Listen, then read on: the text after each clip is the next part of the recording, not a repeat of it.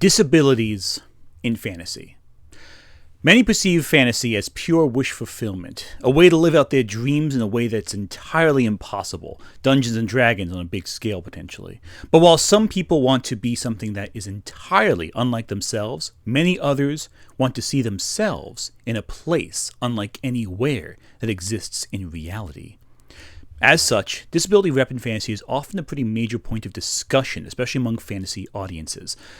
Many writers fail to incorporate disability in a way that humanizes people with said disabilities. There are a lot of considerations that a writer needs to take into account when writing any representation. For example, why do audiences want to see disability rep in their fiction? What are they looking for? And what errors can take an audience member out of the story if they see it? Now, I myself am not physically disabled, so I don't think I could really, on my own, answer any of those questions myself. Thankfully, my books editor, Charlie Knight, has dealt with disability in their life. They've been working with me for some time now on my upcoming novel. Listen, Charlie, if you're watching this, I promise you the next draft is coming. I will not delay too much longer. A few months ago, Charlie and I sat down to discuss disability rep in fiction on a live stream, and our conversation was so compelling that I decided to present the highlights to you here. It also doesn't help that I made this initial stream back when I was a really new channel and didn't have a lot of subscribers, so, you can still see the stream on my channel, but the big points of discussion, the ways that rep go right or wrong, we're going to showcase them right now. If you want to see the full stream, you are more than welcome to look at the video on demand. It's still on my channel. Right now, though, we're going to get to the big picture points. The big ideas, the little pieces, and everything in between that gives writers an idea as to what is good in representation of disabilities. So, I'm here with my good friend Charlie. Charlie, care introducing yourselves to to everyone? You know how much I like talking about myself. Oh yeah, I know. I couldn't get you to stop before. It was... Oh yeah, that's me. I'm Charlie. I'm an editor for indie fiction authors. I'm a fantasy author. I'm a game writer. And I'm disabled. So I'm very excited about this. Oh, I know. This is a topic that is near and dear to your heart, I fully believe. Because, again, and obviously I am not, I'm not disabled myself, but I figured if we're going to discuss this topic, we need to have someone who knows what they're talking about. And Charlie, which I really appreciate. No, I mean, I would... In any situation, I would defer to someone who knows what they're talking about, and you especially know what you're talking about. I am, yeah. But yes, I'm well versed on this one. You could say you have some firsthand experience here and there. A bit, yeah. You dabble. And of course, Charlie, I think I can say this. You're currently editing a manuscript I sent you. Yeah, that is not at all. I am. However, that being said, please don't let that influence how anything on the stream, especially if you hate the book. In which case, especially not. I won't let you know yet. Oh, good, good. That was mean. I'm sorry. Fair enough. I should probably also give a warning ahead of the stream that some of the topics here may be slightly triggering. They will be ableism mentioned, as well as a couple other things that may come up. We'll try giving fair warning before we bring up any topics that might be tough to listen to, but just so you have the heads up on that. We'll try to be as... We have to be inclusive, but at the same time, sometimes these topics run into some dark territory. We'll try to get to you if possible, depending on how busy chat gets. I love questions and comments. Oh, I'm gonna read as many as I can. We have a couple already, actually. One from Sam here. Ready to rant about very bad takes? Yes, we are. Yes. Jacob here. In an era where a guy on Twitter called liberals the R word factories, this disabled discourse is necessary. Yes. Yeah. No. There's a lot of negative discourse on Twitter, and we're gonna read all of it. Again, fair warning. But we're going to respond to it bit by bit and then counter their claims with some history, facts, reasons, science, etc. So we have here this hot take. Their take literally makes my stomach hurt. Oh, yeah, it should. So I'm going to read what they said, basically verbatim until I run into something that's inappropriate, in which case I will try to stop. It literally makes no sense to have disabled people in a fantasy setting. Already, no. Uh, why can't the disabled person cast a spell on their broken legs that fixes them instantly so they can walk again? Because that's how it works. Broken Yeah.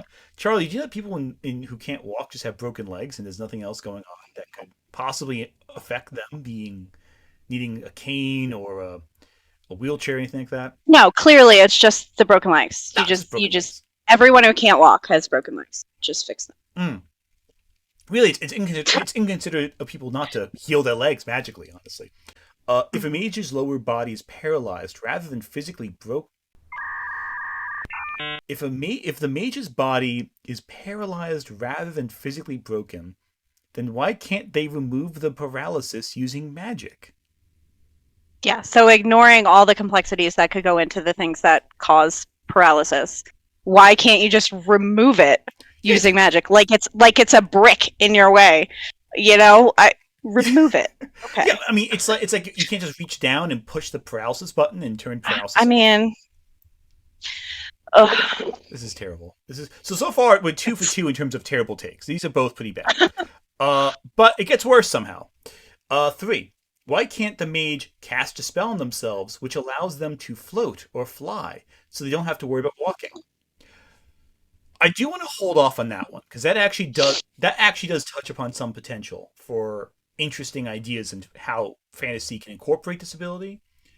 Yeah, for sure. That's not bad. That one. Okay, so I don't think that they meant it in a good way, but there's actually some potential there. Yes, oh yeah, no, absolutely. I don't think they have any intention. I think they meant it in the worst possible way. 3 we'll put aside for now.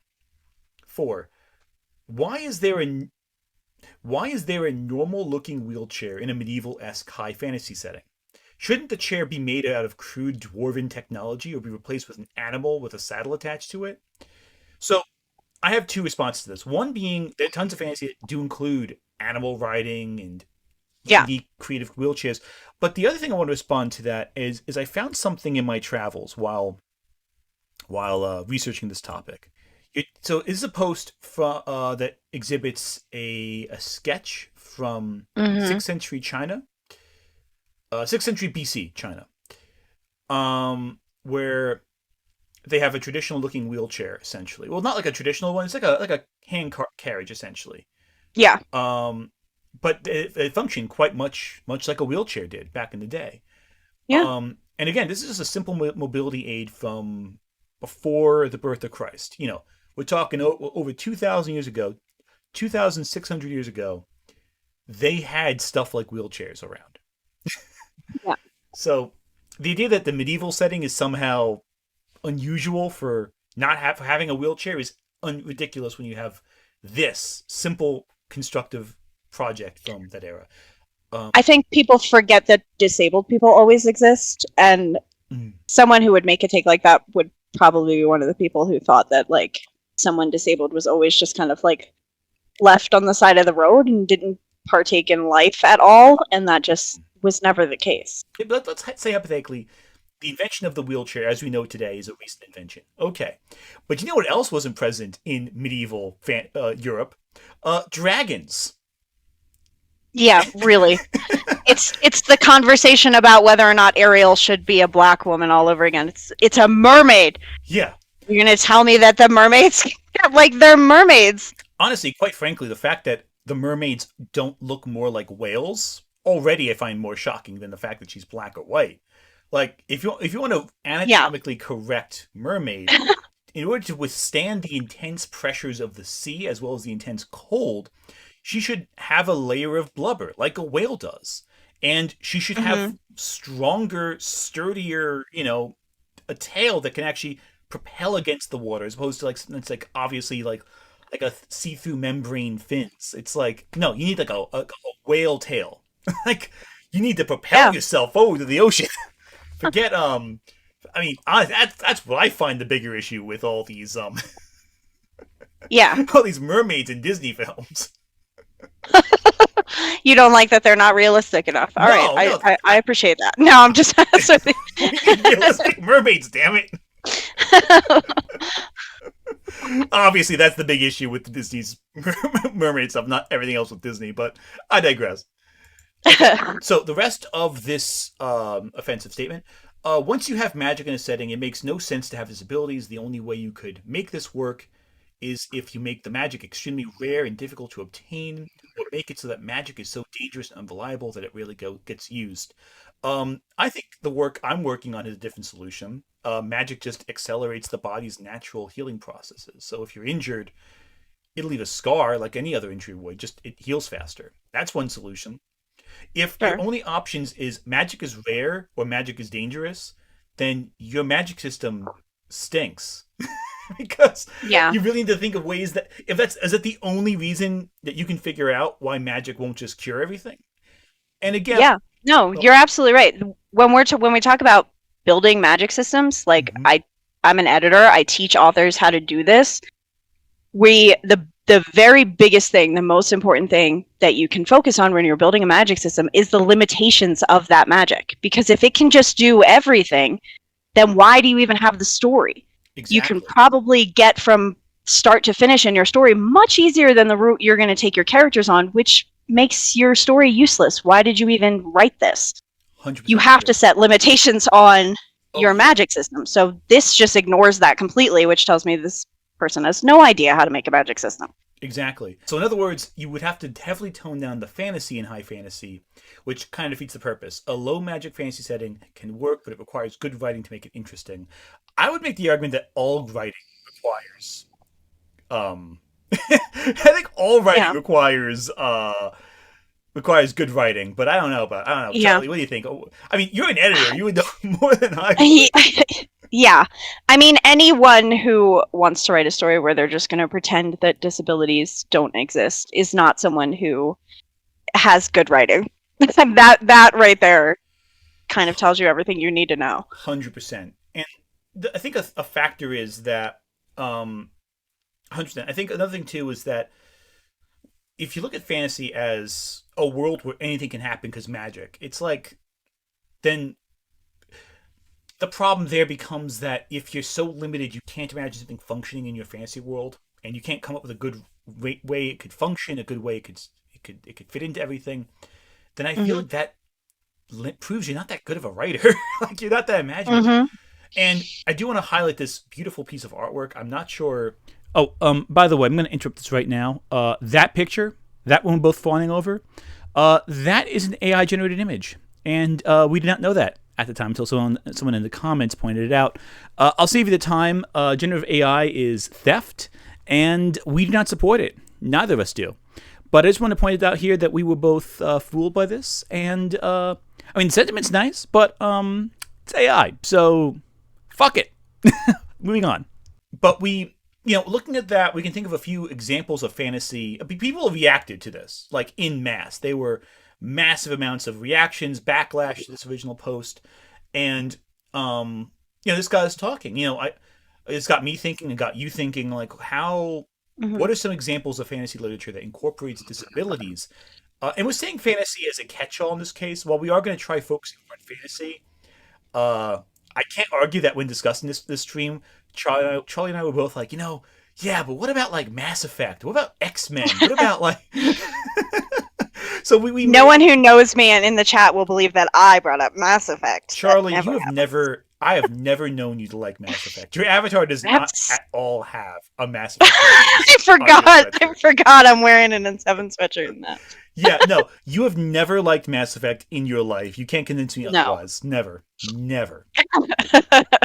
I do want to talk about a few characters with disabilities who I think a lot of people in these conversations brought up. I really want to talk about the first character who came to my mind when I was thinking of this, and that is a little short, bratty kid. Oh my god, are you thinking of literally the second person on my list in the desk in front of me? Is that literally the second person on your desk in front of you? Literally, yes, the one you just mentioned before. Yeah. Not the same bratty little kid, but Oh, that's who are you it's thinking still of? very cool. Who are you thinking of? Toph. Oh, Toph Toph. from. Yeah, well, that was the third one. I think it was Toph. I mean, you And said Elric bratty little as kid. I was like, wait. I mean, they're both little kids and they're both bratty, in my opinion. I mean, I know he's It's 15, but like, that's a kid. 15's a yeah, child. that's a kid. It's absolutely a child. But Toph next. We'll talk about Toph next. But just because I already have Ed on screen, let's talk about Edward That is Elric. yes. So Edward Elric, in case you haven't seen FMA, in which case stop this stream and watch FMA. Like, what are you doing? Why haven't you watched FMA yet? Anyway, he gives up an arm and a leg to save his brother's life after they tamper with the laws of God and nature to bring their mom back, and from there have an adventure in the annals of fascism and playing God, essentially. That's a bad summary of FMA, but there we go. Yeah, that's intense. It's intense. And at the same time, they find a way to save money on both babysitting and dog sitting at the same time. I'm surprised more parents don't take that solution. I'll keep it in mind. Anyway, I'm very sorry to everyone who got that joke. So Edward Elric obviously is missing an arm and a leg, but as you can see from any picture where he has his gloves on, it almost looks like he has all of his limbs attached. But Edward Elric has a metal arm and leg that's attached to his body, and so they're attached. He gets them surgically attached by his totally not girlfriend and not future wife, Winry, who is one of the best characters in the show. I love Winry so much. She is so awesome. And I love how she has like a non-combative role, but still has a central role in the plot. Yeah, I mean, I think it's easy to look at a character like Edward, who has essentially replaced the lost limbs, and say that the disability is gone. But any amputee is going to tell you that that's absolutely not the case. There's a lot of complexities that go into that. That go into living with prosthetic, which is basically what that is. Yeah, it's really high tech. Yeah, it looks really awesome. It's a prosthetic limb. You are still disabled if you have a prosthetic limb. Mm-hmm. So he's an example that I really enjoy, because it's such a cool way of blending the world that they had accessible, the technology that they had accessible, without saying, okay, we're actually going to just cure this. The limbs didn't grow back. And in fact, the show really shows the dangers of playing with human flesh with the magic of science. It's like a bit of a taboo in the whole show for a very good reason. And they lean into that. I love that they did that. Yeah. And they play the metal, the automail that comprises the limbs. They go into how its shortcomings. They mm-hmm. show it break. They show it need tune-ups. They show how it can be like even a little bit off if the rest of the body grows but the arms don't, and they have that one they show how he has to live with his disability. Exactly. He got prosthetics, but he still has to live with his disability. Oh yeah, and that's a testament to the amazing writing, because FMA is one of the best fantasy stories written. It's such a good example of this conversation where like you don't have to have your character completely unable to do anything ever again, but you also don't have to cure the disability and pretend that it's not there and pretend that nothing ever happened. Until the end. Until the end of the series. But that's different. It's the blend that you need. Exactly. But one character who never is quote-unquote cured of the disability is Toph, which brings in the other. Yes. And Toph is... I think that's an interesting discussion, though. Like, how would you... With the discussion of the curing, quote-unquote, of disabilities, I feel like that's a very loaded point of discussion. Mm-hmm. Like, obviously, augmentation can maybe help you show you how you can live with a disability, and that's one method of dealing with a debilitating injury. Not debilitating, it's the wrong word, but a traumatic injury. Is it the right word? It's a fair word. That's a fair word. Yeah, absolutely. With that kind of injury, but with Toph, it's interesting because she's not injured. She has not become disabled. She is born disabled, and I think that's a big distinction too with all this. Absolutely, and people like Toph and real world people who are born with their disabilities or whose disabilities come about because of something genetic or something down to the cell level, are such an important part of why that conversation around curing disabilities is a problem. You're talking about eugenics at that point. You're talking about changing and removing certain genes that don't fit into what society thinks people should look like or how people should be able to move or whatever. And I think that often gets forgotten because most of the disabilities that we do see in media and most of the disabilities that we do end up talking about, like that original post, was all about someone becoming paralyzed or breaking their legs or whatever. We sometimes forget that some of these disabilities are down to a cellular genetic level. You cannot, quote unquote, cure them without changing the whole makeup of the person. And you could argue, you know, when someone has a disability from injury, you could absolutely also say that you can't separate that from the person either, because it does shape them. Being disabled, no matter how you became disabled, is going to shape who you are. But especially when we're talking about disabilities that people are born with, or that nothing caused except DNA. You know, you can't cure that without eugenics. That's what we're getting into when we talk about curing disabilities. That's the root of the problem. One thing I love about Toph, aside from the fact that she is born blind and is never cured of her blindness and never engages in any, and never even entertains the idea of that, is she's entirely self-sufficient, probably more self-sufficient than anyone else in the series, and she had to be. She's disabled. Exactly. Yeah. There you go. And makes tons of jokes about her. Oh yeah. About the situation. Like there's so many great scenes in Avatar where she's just cracking jokes about like like just like small moments here and there, and that humor I think adds a lot to her character, because even Charlie, having one conversation with you tells me that you have a sense of humor about things. So like a real a bit of a grim sense of humor sometimes, but a sense of humor nonetheless. But like in general, like Toph has she's funny, she makes light of the situation, but it's never like at her expense, which is something important. Like she'll make jokes about it, but never like, you know, she doesn't have to be self-deprecating. Exactly. Yeah. And I think that's just a really nice touch. And I think Toph and Edward Elric were the first two that most people thought of, because they're just such iconic characters from iconic shows that came out at the same time, really. And the writers in those shows do things that I would press any author, whether they're disabled or able, writing disabled characters to do. They make it all match the world and match the magic and match the character. So, like if we're looking at Toph, because it's such an elemental magic system in Avatar, they used elemental things for her to be able to get around, for her to be able to manage her life, for her to be able to become self-sufficient. They leaned into it, exactly like they did with Edward, where they leaned into the tech that was available. And they also can then use that as the shortcomings. And just like you said, same thing with the character. If a character like Toph is super sarcastic and is going to crack jokes, let them do it about the disability too. Let that be part of that personality.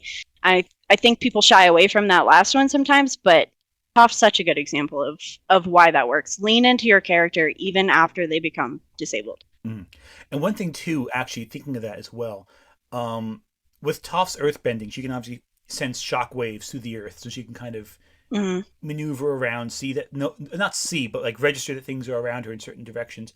Yeah, see in a way. Exactly, but I think that Toph, when she does this, it works better, in my opinion, than like say Daredevil. Even though I love Matt Murdock as a character, like he basically has a sonar sense where he can map out where everything around him is physically, and like he can see better than someone with sight, essentially. Yeah, he's given like a super sense. Yeah, like it almost defeats I mean, yes, he is still blind. Yes, he remains blind, and yes, they do have some writers really deal with that topic very well. But there's always that sense of like, well, now you have a sonar sense that you can. So it's almost like this. It's almost like nothing. I mean, it's not like nothing's lost, but it almost has a feeling like they want to They wanted to hide it. they want to deal well, they want to deal with the blindness, but they don't want to deal with it too much. You know. Yeah. Whereas with Toph, It it's was mm, that's one of my least favorite characters because mm, it was always, to me, especially as a disabled person, it's always felt like it was a shtick. You know, mm, it was like he's only blind for the superpower. mm. Does that make sense? Oh, it makes sense. It makes sense. I think I love Matt Murdock as a character because of the whole Catholic guilt thing, which I can relate to very well. Fair. But but no, in terms of blindness, Matt Murdock's very odd, especially when you compare him to someone like Echo, who just had a series recently, who Mm, is deaf and an amputee, and yeah. I think that influences her character more than Matt's blindness influences him. Even though the Yeah. blindness is always relevant, it's telling that in most stories people don't realize that Daredevil's blind until like something tips them off in some way. Yeah. Yeah. Mm. Now, It's yeah, absolutely. yeah. Now I do want to talk about a couple comments before we continue because I know there's a couple characters we definitely want to talk about, but I feel like Sure. I've ignored the comments enough to already. Of course. Alphonse. Talk about Alphonse. God damn it. Talk about Alphonse. Alphonse Elric. I do think that is something worth discussing as well, since Yeah. he has a bit of a more extreme disability than most other people in the entire series of FMA, in that his entire Yeah. body's missing. But I feel like there's less to talk about there because like it's so supernatural. It almost is like hard to connect that to any like correlative real world disability. Maybe I'm mistaken, but I feel like that's so fantastical it almost feels hard to like ground it to our reality in that way beyond the situation of the human drama, of course. Uh yeah, I mean, I Yeah. I agree with that. I think they did a good job of like keeping Al's mind um and like um alchemy knowledge or martial alchemy or that aspect of things. So I appreciated that, but it's definitely different level. Um Yeah. it is harder to connect Alphonse to real world disability rep than it is with Edward. Obviously, Mm. we couldn't do what happens to Alphonse in the real world. No. Um, if No. we did, I mean, I wonder if we would consider that a cure, but I don't think we could. Um, Yeah. I don't think we could consider that a cure. So I still don't think that would be an example of like curing a disability. Mm. I do want to talk about Izumi from FMA, but I did find one example in chat that Mm, is the closest we will ever get to the Alphonse situation, and it's in a sci-fi piece, um, and I feel there's a lot of potential here to get sidetracked in this discussion. So I'll just bring it up now because I do think it's an interesting topic. Um, so Charlie, how familiar are you with Ghost in the Shell? a little, I am not super. trying to find a safe for YouTube image of Ghost in the Shell because so much of it I don't is think that's gonna happen. um okay, this is the closest I can find to a well, there's a few images, but this might be the one that I'm the most like comfortable with. There we go. There we go. So, Ghost in the Shell is a cyberpunk series obviously. Motoko Kusanagi, the main character, and most of the officers of Section 9, their entire bodies are prosthetic. Their entire bodies are replaced with cyberpunk augmentations, and I mean that's really it. That's the gist of it. The only things that are organic is maybe their brains, which are partially organic. Mm. Um, Chat has brought up that this might count as a disability, but I don't really see it as that because it feels very much like transhumanism, which is a whole different discussion. Okay. Um, yeah, I'm not sure I how you feel definitely about think this there's an one. argument to be made for like once your humanity is taken away, that you are in a way disabled. But I also think that that could lean into that could very easily take a path into like an ableist conversation where we're talking about non-physical disabilities Hmm. and the way some people are looked at as less than human.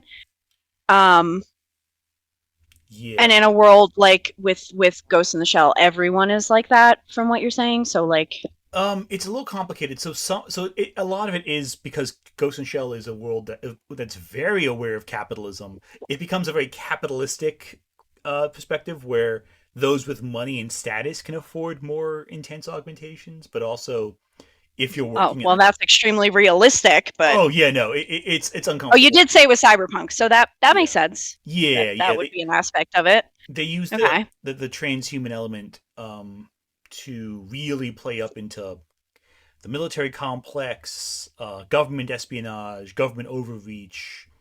There's a Mm. lot of really clever. I think Ghost Shell's a very clever series. It is though very.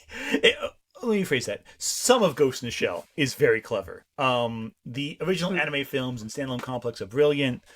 The manga I have more mixed feelings on, even though I have the first volume. I think after that it becomes Shiro Masamune's very thinly veiled attempt to just write hentai, um, Ah, which I can't well fault then. him for it. He likes Yeah, cyberpunk hentai I apparently. mean, make yourself happy. Just don't make it the thoughtful, intelligent cyberpunk series, or do actually Yeah. one of the two. I'm not sure which. I'm not sure if I'm not sure if we needed more of the hentai elements or less. It really depends on how far in the The manga day of you the are. week. That too, also. Izumi, though, Ed and Al's teacher from FMA, dealing with a debilitating injury Yeah.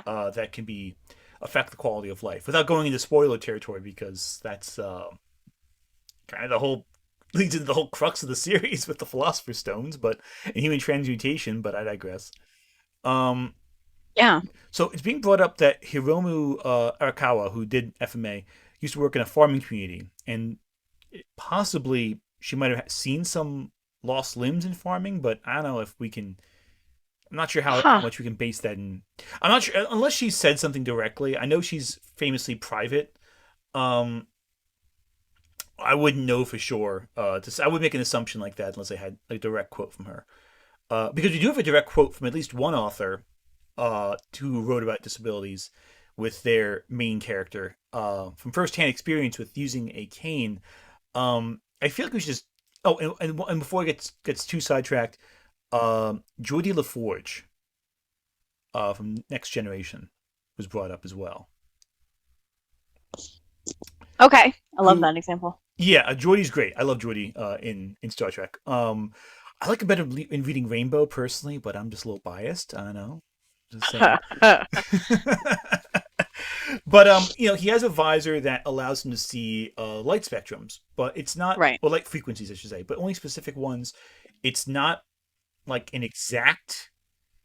It's more like it almost at times feels like very strong sunglasses in a way where you can just help augment image visuals. And while I cannot, you know, I don't know how you feel about that personally. I think that's an interesting sci-fi demonstration of how technology can help a disabled person live. I mean, obviously, in next gen, Yeah. he loses his visor at points and is Yeah. has to deal with that. So it's not like they ignore his blindness completely. In some episodes more than others, but in other episodes, it is not really. He's very normalized, which is good. Hmm. But Yeah. there is the downside of that they don't really play. It's you sometimes forget that he even has a scene. He's blind because I he's don't. just so at times I should say. Yeah. Yeah. I don't necessarily always think that's a bad thing. Mm. The normalization anyway. Um, I mean, growing up as a kid, watching Next Generation, being completely obsessed with space, and seeing someone who effectively, in my little kid mind, was like, oh, that's what glasses would look like if I was, in the future, in space, whatever. And if you wear glasses, you are disabled. I know that will be news to some people, but it is fact. So this is a disabled person who has an aid and has made the most of it. And I think that is what was normalized. I don't think they used the normalization to erase the disability. I think they made the fact that he had it and was living with it and was dealing with it. That's what was normalized. That's a fair point, too. Also, chat has mentioned that, which I have forgotten about because it's been way too long since I've seen Next Generation, the visor causes Jordie discomfort and migraines. That's another factor as well. I'd forgotten all about that. Which my glasses also did as a kid. So I really love Jordie. No, I love Jordie too. I just forgot that. I forgot that detail with the visor, but migraines. But no, yeah. And again, I'm really playing devil's advocate with this. In general, Next Gen is usually really good with, consistently really good with all that, except when it comes to depictions of non-binary aliens. Though through no fault of the writing staff, actors involved, it was all just a very specific producer held them back doing that one episode as they wanted to. But I do think we should start talking about Leigh Bardugo here. Because I think we were discussing this before. Specifically, I found this article that was very interesting about author Leigh Bardugo, who I personally know from the Shadow and Bone and Six of Crows books. She is a very prolific writer, and this article came out around the time I think the TV show was airing its second season. But Leigh Bardugo. Okay, maybe we should take a step back. I might be jumping the gun a little bit. Let's talk about Kaz Brecker, who I'm sure you wanted to definitely discuss. I mean, Kaz, the author, and I all share a condition called osteonecrosis, which is awful and super painful, and that's why Kaz needs a cane. And Leigh also uses a cane. Correct? Yes, I didn't make that up. Leigh Bardugo uses a cane on occasion. I don't think it's like every day, but I think some days more than others, if I understand it correctly. Sure. Yeah, makes sense with a pain disorder. Here we have a couple quotes actually regarding canes. So we have a quote right here from Leigh Bardugo saying, "Oh God, I've written a cane-wielding anti-hero. I guess I was writing myself into this book. I will candidly say a lot of Kaz's swagger has helped me on the days when I'm feeling self-conscious or when, quite honestly, my own internalized ableism gets the better of me." I feel like more honest words have not been spoken. Here's a photo of her with the actor who plays Kaz on Shadow and Bone, among other details in this article. Here's another line from the article I'm reading right now. I'm just going to read it verbatim. I'll highlight it right here if you want to read along yourself, except you can't because my face is in the way. Like, move that out of the way. There we go. Leigh recognized immediately why fans of her novels would tell her that they envision Kaz as an elderly man when reading Shadow and Bone books. She noted in the interview that it's because you've never seen anyone in media with a mobility aid that isn't an ancient crone. I'm keenly aware of this because that was a huge part of my hang-up, and I didn't really recognize it until I was in it. Yeah, I think canes especially are associated with like old age and that kind of thing, which is a disability in and of itself in a way. But I absolutely understand 100%. What she's saying there. Yeah, I think one of the reasons that both abled and disabled people actually kind of fear or hold back from writing disabled characters is that they're afraid to show any sort of like negativity. It feels like if you're going to write a disabled character, you have to write them as like super positive all the time to take on life with their disability because we're brave. And Kaz spits in the face of that. Kaz is a miserable little bastard. And he's mad about his pain too. He's angry that his body hurts and he does not feel well. And he doesn't he doesn't hide that. And I love that. I want more writers for games or books or whatever to just be okay showing the negatives, you know? Your character might be on this grand adventure or whatever, but if their body hurts, you know? It's 100%. that's what I love most about Kaz, that the author was willing to lean into that negativity when so many people won't write disabled characters at all because they're afraid of the negativity. 100%. And there's so much too with that. And with Kaz especially because he's such a miserable miserable angry He's bastard. He is so pissed at everyone. so angry. And we can get into the Love him. whole discussions about how, like, there's obviously some, I think, OCD anxieties with physical contact from trauma. Sure, yeah. And that's something else. But, like, a lot of his character is informed by his physicality, which is, needing that cane, being in pain, Yeah. but also kicking everyone's ass when the chips are down.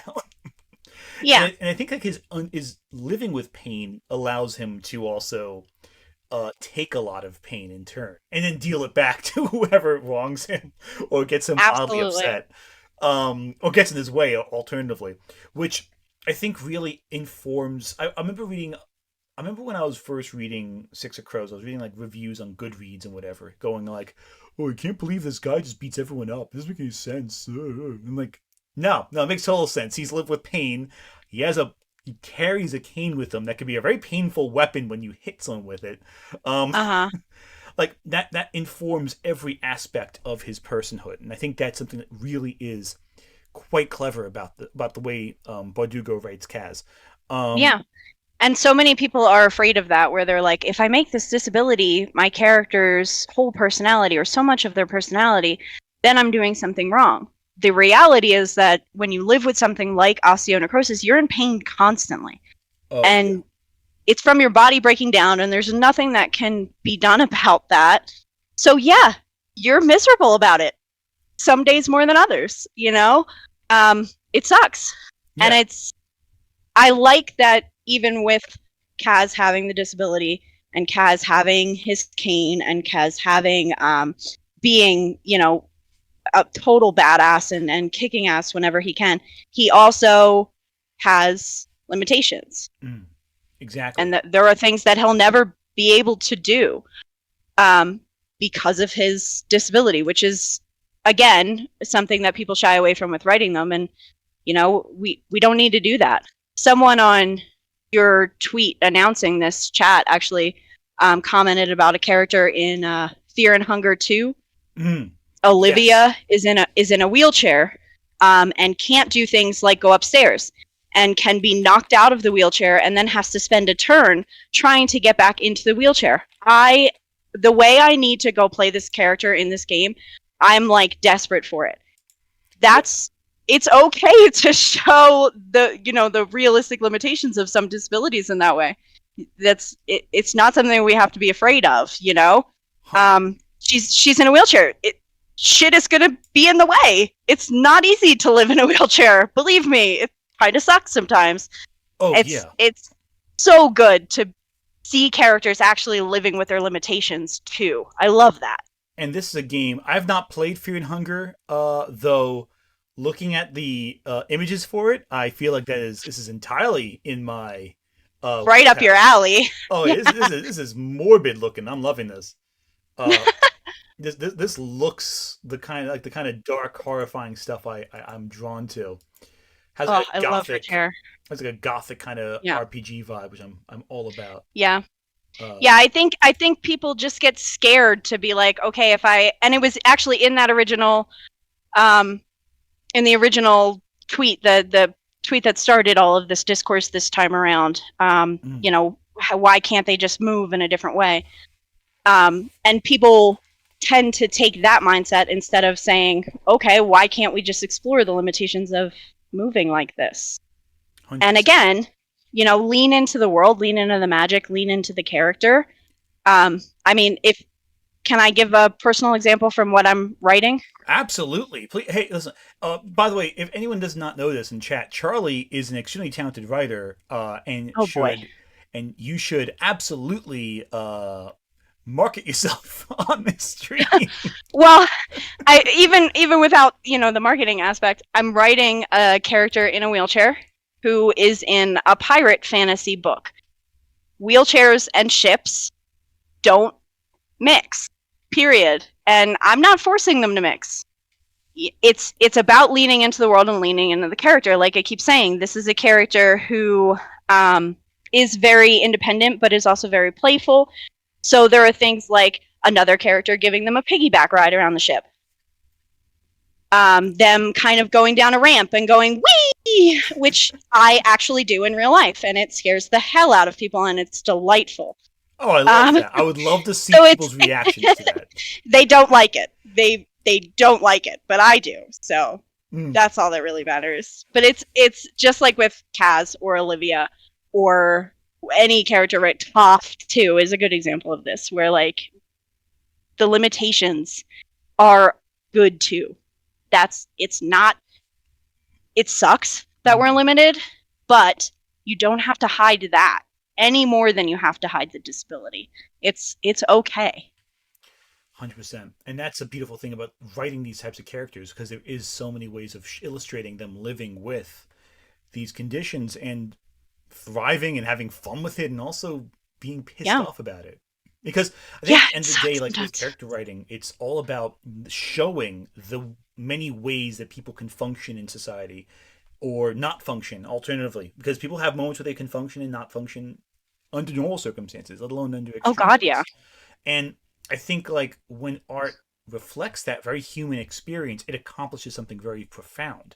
And it is showing how we as people can experience the world in ways that is both uplifting and horrifying and painful and agonizing all at the same time. And I think, especially with disability rep, the problem is that people have to iron it down to the normalized experience. And again, using Daredevil as an example, they do have to reemphasize how he can see better than everyone else, because they have to ground it in the tropes of the superhero genre that they're familiar with. Yeah. Even if the story is otherwise fantastic, that element does take you out of it a little bit, because you go, wait a second, so why? What function? What is this really accomplishing? What you think it's going to accomplish? Or and the more disability rep we have, the more normalized that is, the more the conversation will change. N.K. Jemisin wrote the Broken Earth trilogy, which won 3 Hugo Awards for all 3 books for best novel. So this is an extremely well-selling, probably I'm going to argue that she's the best writer of our generation.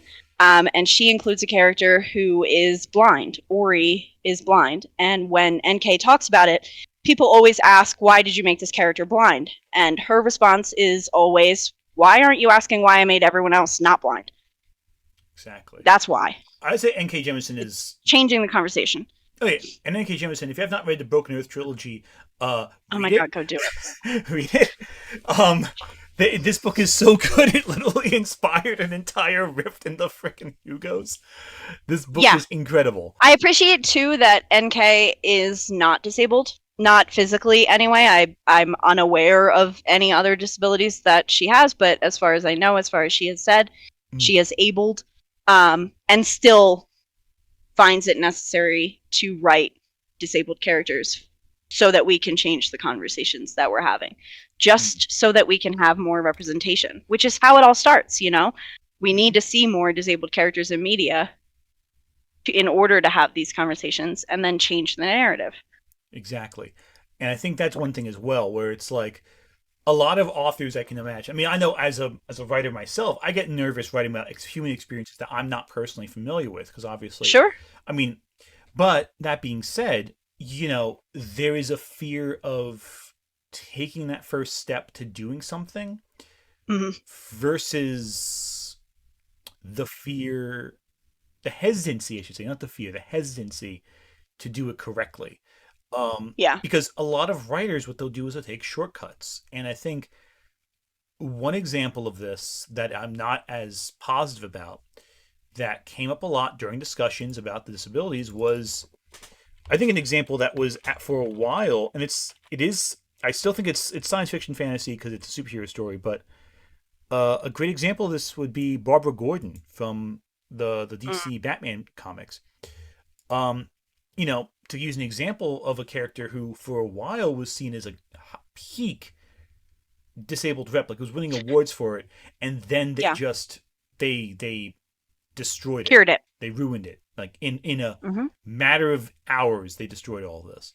For Mm-hmm. those of you who are unaware, Barbara Gordon was in the famous graphic novel The Killing Joke, shot through the spine by the Joker, was paralyzed from the waist down, but became a figure known as the Oracle, who's basically Batman's man behind the chair, so to speak. Became an expert hacker, brilliant, brilliant, brilliant character, really well written. Organized the Birds of Prey, which gathered Yeah. together other female superheroes in a team of all women. Great run by Gail Simone there. Um, but when it came time for DC to relaunch their whole books in the New 52 to draw in new readers, they put Barbara Gordon back in the cowl as Batgirl. They found I think it was like a cybernetic implant that allowed her to ignore Yeah, her they didn't spinal injury. It they was didn't even get really far into it. They just said there was like a surgical cure. So it was basically, over. She was fine. and a couple comics where they disable the mechanisms that undo the injury, but it always gets resolved by the end of the story. It's always like a minor inconvenience in the scheme of things. Yeah, it's extreme in like that one comic, but they forget about it like an issue later. Um, Yeah. it's treated as like a kryptonite rather than you know, like it feels weird and disingenuous. And again, Mm-hmm. there were a lot of controversies about Barbara Gordon becoming Batgirl again. One of which being, of course, that Stephanie Brown and Cassandra Cain, who are both fascinating characters in their own respects, were removed from the cowl. Cassandra Cain also is a great example of a non-physical disability with her Yeah. her speech impediments, but or rather the horrible abuse she experienced from her upbringing. But no, it just shows how cheap it was. It was they didn't even bother. They kind of and some of the comics they tried exploring this topic as best they could, but you never get over the core caveat of the situation that she can now Yeah. walk, and she can walk in a way that was obviously done to get her punching bad guys in the face because Yeah. and it wasn't the writer mandate; it was an editorial mandate. It was from the top down, and you can feel that because you can feel like the writers wrestling with this idea, trying to find a good story to tell with it, but ultimately just telling another superhero story, you know. Yeah. And that sucks. That really sucks. Yeah. Um, That's one that really bothers me. deeply, and it's one of those that even like a decade on is still one of the worst decisions to be done with Barbara Gordon's character. Yeah. So much so that I know the what is it, Gotham Family Adventures, Bat Family Adventures, the web comic that was on Webtoons. It might still be going on. I'm not sure. They just ignore that whole decision entirely and have Batgirl as have Barbara Gordon as Oracle still, Yeah. wheelchair and everything. It's a much and people responded well to that. Um, Yeah. The idea that they couldn't just keep a disabled character and had to truly fix her was just one of the decisions I hate most from DC. yeah, one of many decisions DC made that are just I don't like. There's a lot of choices DC made that I Yeah. Yeah. profoundly disagree with. But there's one in chat we've gotten a few in terms of disabled characters, and that is, of course, we couldn't go too far without mentioning him somewhere in this, somewhere here, and that's Darth Vader. Yeah. Star Wars will chase me for my entire life if I don't do anything about it. Um, a quadruple, a quadruple amputee Hmm. survivor, on life support perpetually for the rest of his life in a mechanism that deliberately is uncomfortable. Like I don't know how I feel with that. Like because the idea of Vader's armor is that it's deliberately uncomfortable to him and inflicts pain on him because the dark side makes you strong if you're in agony, I guess. I don't know how you feel about I think it's just a masochism thing. that. Yeah, I think, Honestly, like yeah, that's what I chalk that one up to. yeah. Like that one's masochism. Listen, if that's how you enjoy if that's how you find value in your evenings, okay. Yeah. But like Yeah, it's I think psychologically we could dig further into that than physically. yeah, there's a few angles you can take that. I don't know how I feel Mhm. about I mean, Vader's an odd character in general because like there's so much about him For sure. that like there's a lot of I feel like people and this might be controversial. I feel like Vader's one of those characters who audiences put more all this like thematic meaning on. Yes, he's a tragic character, but I feel like we create more tragedy to the character than is inherent in the character as featured in the movies. But I think the Well, expanded yeah, universe really yeah, builds that because in the movies he's just like absolutely. because in the movies he has like the Shakespearean rise and fall, yes, but like I feel like we as a culture have projected so much meaning on him that Yeah. I feel like a better again I feel like writers like N.K. Jemisin or Joy Abercrombie do a much better job writing these characters, but I feel like Darth Vader has such a chokehold on on society as a collective whole. Yeah, yeah. I mean, on like when I think of Darth Vader, I think of all his psychological trauma, not his physical disability. You know, like at this Yeah, point, like that's much more what we have delved into, which is fine because that's actually kind of more interesting than his physical disability at this agreed. point. Agreed. Based Rise and on fall. what he Yeah. can do. Yeah, but yeah, I at least don't mind that he's a bad guy. I know some people want all disabled people to be like a good guy and want them to be happy sunshine, and I like a disabled villain every now and then. I'm into it. Agreed. I think it has Done right. if it's done right. Yeah. Yeah. I know there was one example of a character from a book series I absolutely adore that we mentioned before starting that we didn't want. I don't think we wanted to discuss because it's a whole other can of worms. But I feel like a good example of a villain who I feel is compelling, but is disabled rep done really not as well as I'd like. Mm. Is the Baron Harkonnen from Dune. Even Oh though yeah. I did just make an entire video praising Dune and saying how brilliant it is, and I stand by that. And I do think the Baron Harkonnen is a very good villain. He's a great antagonist. But if you want a respectful interpretation of the LGBTQ community, body positivity, positive disabled rep, the Baron Harkonnen is as far from that as you can possibly get. It's, Yeah. what were you thinking, Frank Herbert? I love those books, but with what were you thinking? What's your thought process with this character? Yeah, there's a lot there. I don't even know where to even start with that. Is the problem? Like, Dune takes some big swings, but Yeah. oh god, Yeah. I there's so much with that. No, I said when we started, we're not gonna get into it because I can make a whole thing about that. Oh, he's such a messy freaking character. Oh, but Yeah.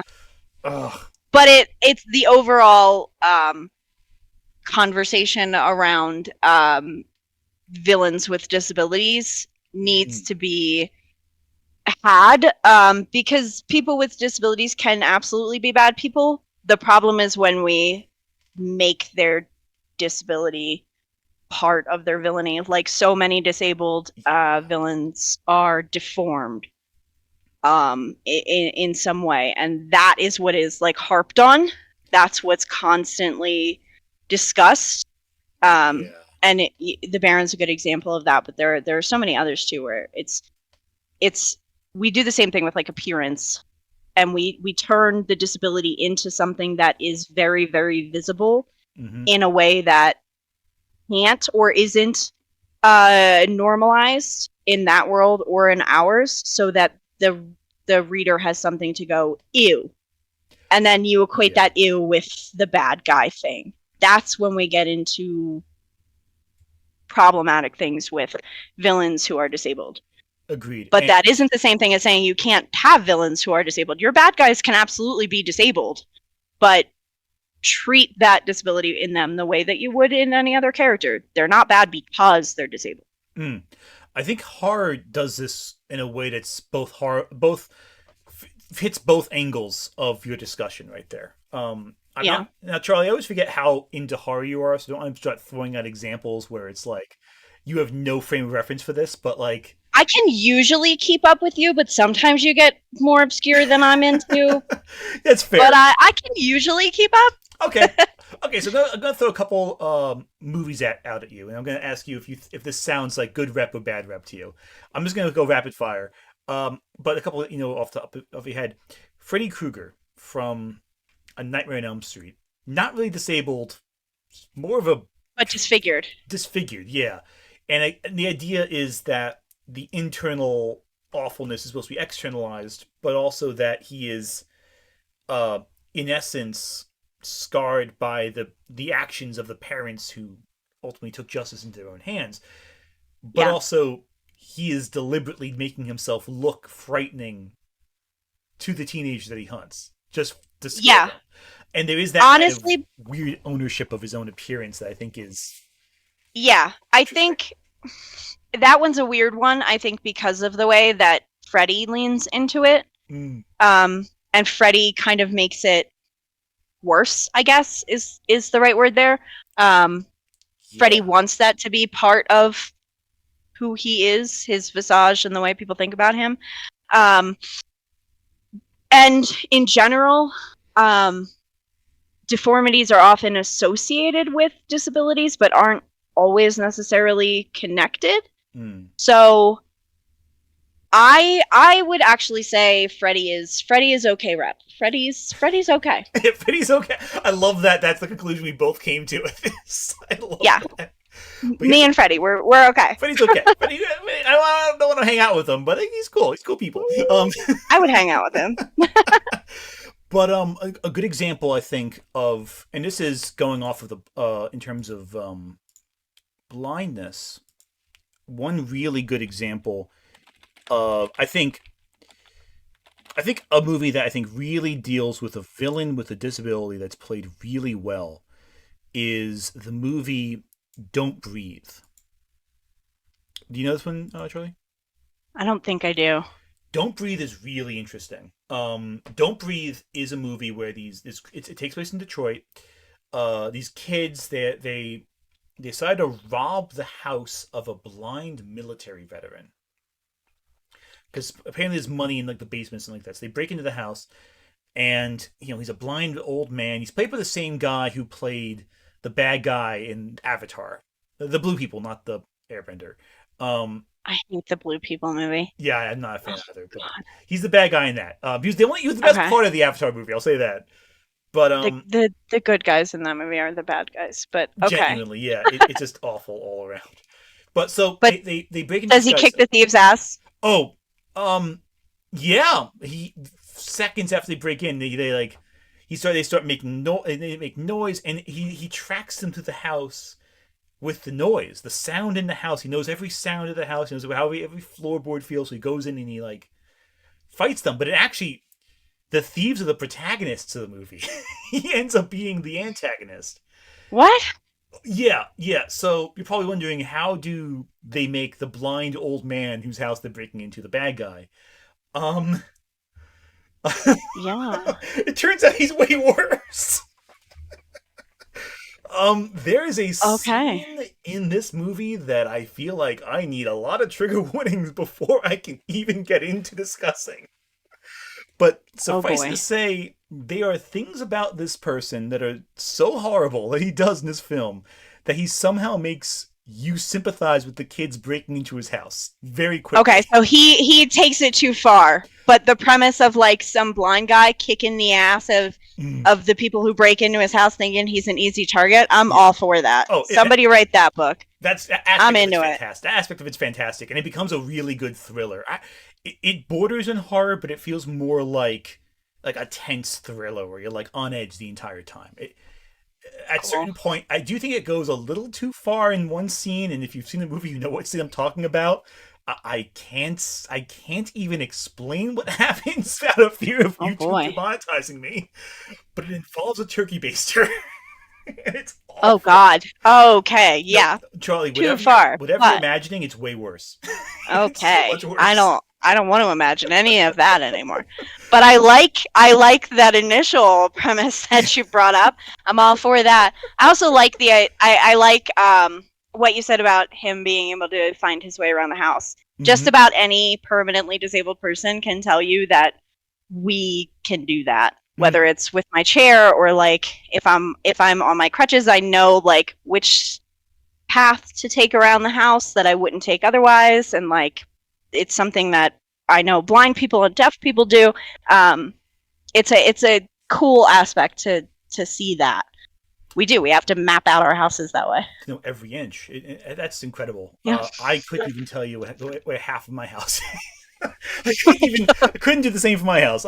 I hear a noise at night. I'm going like, what is that? Someone trying to break in. It's like the air conditioning acting up. Um, Yeah. It's weird too because I think a lot of people when they think about disabled people, characters or real life, they think that we're um, not as like aware of the world kind of, or that we're aware of it in such a different way that that's almost a disability in itself. But more often than not, people who are disabled, especially people who are disabled in ways that force a change in how we move. mhm.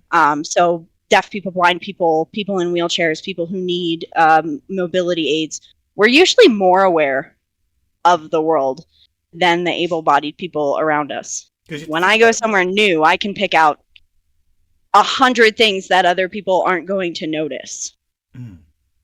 Like, which could make us more interesting in fantasy worlds, not honestly, less. yeah, and honestly, from a storytelling perspective, taking into account even like small details like that, these are the Hmm. things that make a story more interesting.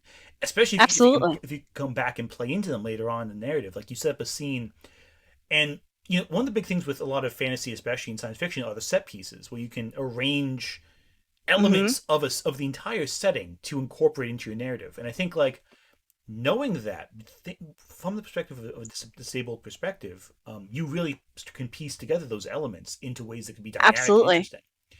And Yeah. So it could be so cool to have an abled character, an abled POV character, show the reader the world as they walk through a setting, and then have a disabled character, some maybe a character in a wheelchair, follow them through and show the same setting. It's going to be different, and mhm, it's given you a whole new level of world building. You could do the same thing around a TTRPG table where different characters are experiencing different things simply because of the way they are abled or disabled, and it's such a cool opportunity. It's a shame it's missed so often. no, that's I agree. There's a lot of potential for that. All right, Yeah. Charlie, you're gonna hate me for what I'm about to do. You're Oh gonna hate me God. so much.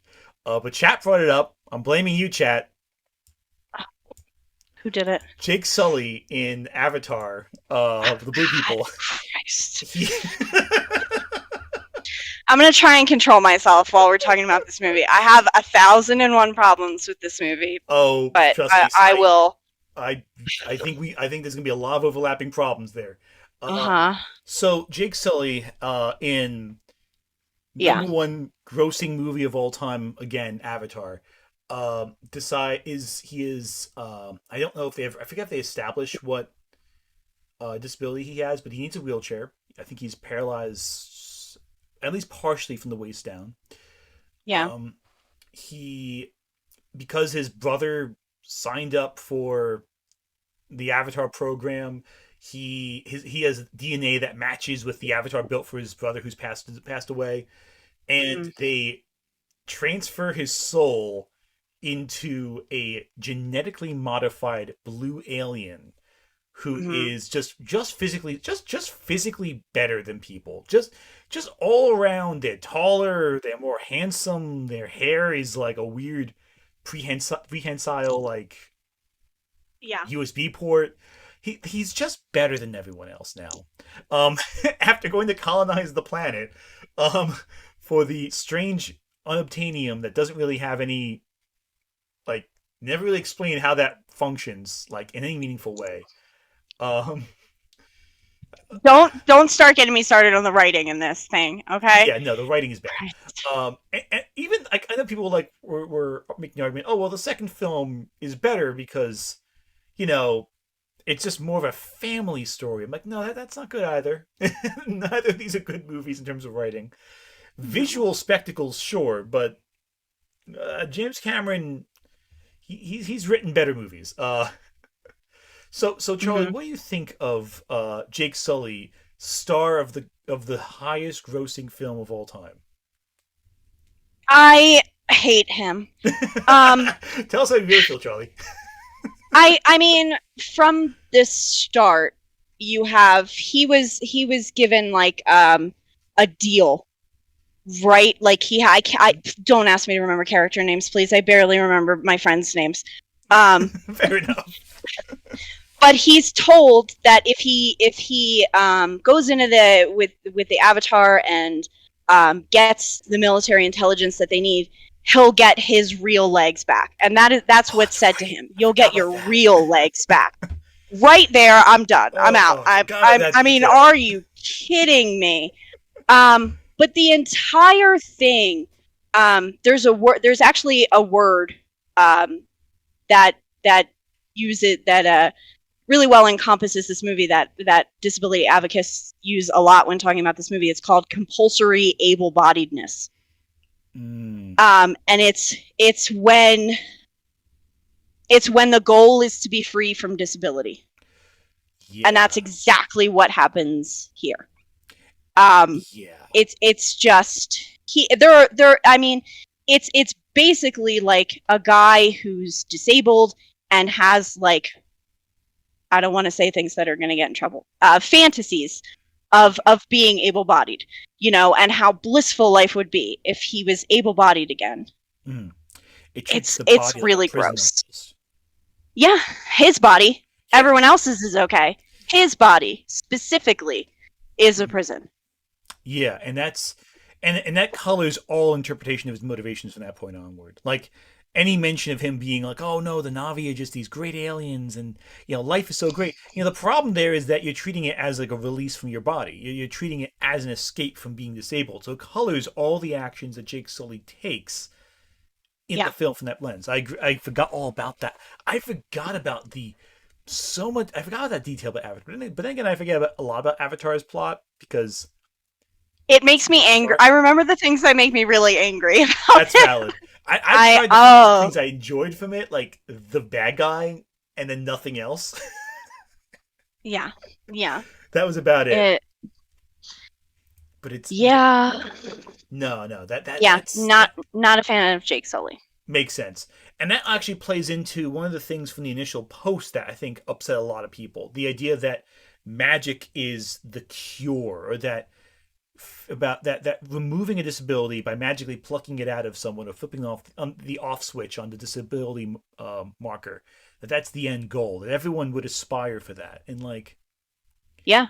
I'm sure And then the second he is disabled again, like when the guy, again, no names, yeah, when the guy smashes open Jake's like chamber yeah, and he yeah. has to try and get to, so the second he's back in his disabled body, instead of being basically an action hero, instead of being capable of doing just about everything, more than, like you said, because their bodies are basically like superhuman, he can't do anything. Mm. It's completely reverted, where like not only are you back in your human body, but now your disability has completely infantilized you. I mean, she literally like picks him up and cradles him. Yeah, yeah. The body again, like with all of that, he's seen as his weakness. It's framed as though he's. And granted, Mm-hmm. there's other factors too, like the fact he can't breathe the air. That's one factor as well. But like, it plays into But the he way it's can't get shot. to the oxygen mask. Yeah. He can't get the oxygen mask. He can't, and they only emphasize what he can't do, and he's Mm-hmm. completely helpless. Whereas when he's in the avatar body, he is all powerful, and it's that really interesting dichotomy there where they really illustrate just how they treat how negatively it views disability. And yeah, Yeah, disability has downsides. We've already expressed in media how you can show absolutely.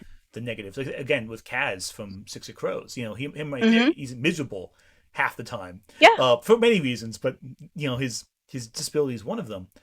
Um, it illustrates how you can create a character who can be frustrated or in pain or not enjoy the situation, but not feel Hmm. powerless. Um, Right. I think a good And if example. you're going to emphasize how powerful it is to be in the abled body, Mm, you can't then create the contrast of saying, and look how pathetic and sad this is with a disabled body. That's when the real issue pops up. Like 100%. I said, I'm writing a character who's a wheelchair user who gets a piggyback ride, and you could argue that that's being carried. It is, Hmm. but it's a completely different scenario than someone who has been a hero throughout so much of the story, all of a sudden needing to be babied because disabled again, so broken, basically an infant. Exactly. It's awful and depressing Yeah. and really awful. Just and it's terrible how they can't think of a better way of using the character in that scene. Because anyway, but no, and again, like there's ways to illustrate a physical difference between characters that makes them still compelling. My Oh brain always yeah. comes back to the Superman like Luthor kind of conflict where you don't need to have a Mhm. physical fight with someone to combat them or be equal level with them. Absolutely. There's writers can get so creative with how they incorporate these types of characters into their stories, and consistently they fail to demonstrate that. They fail to show that they Hmm. can do that. And there's so many easy ways they can do that.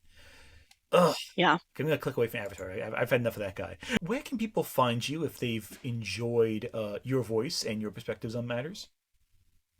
Is it bad that my first reaction was to say under the bed? Um, Well, anyway, not a bad option, but unfortunately, that's taken up by Freddy I Krueger. can't You I invited can't him go hide over. under there. We I invited did invite him over, invited so Krueger over here. Get him on um the bed, so you gotta deal with that now. I am on Twitter, TikTok, and Instagram as at C Night Rights. Night like the soldier, not night like at nighttime. Um, and my website is cnightrights.com. So pretty simple. Once Mhm. you know the C Night Rights part, you can find me just about anywhere. Now, if anyone was interested in your services, can you describe that real quick for any potential writers who might be watching? Oh yeah, I am an editor for independent and self-published fiction authors. You can go to my website to learn much more about that. But I provide developmental line and copy edits. I also do provide sensitivity reads, including for disabled and neurodivergent characters. So if that is something you need help with, please reach out. And then I have a Patreon where I offer help and education in things like writing magic systems without uh, going off the rails and trying to cure everyone. And my Patreon is also same name, C Night Writes. Are there any types of fiction that you specialize in specifically, or I mean, I'm sure you're big with the furries, which I know you are. Apparently, apparently. I've been doing this for 15 years, so at this point I have edited and am comfortable editing everything. I don't have any limitations on the genres that I'll edit, or I don't have any specialization. Whatever you've got, I'm into it. And as always, if you're watching this stream, you know where I am. And eventually, that book that I sent to Charlie will come out and hopefully be good. And I will discuss that Yeah, then well, when that bridge comes. hell yeah. But until then, thank you for listening. If you're watching this stream after it's been finished, the links are still there for everyone. Anyway, everything should still be good. And well, I have nothing really to add at this point. And my brain's just starting to fizzle out, so I'm just gonna end the stream right now. So goodbye, Alrighty. everyone. Bye. Thanks, Aunt. Thanks, everyone. Oh, no problem here. All right, end the stream. I'm going to let you guys My voice is still on chat, isn't it? I think we're still technically on, even though the end screen's up. All right, then. Farewell.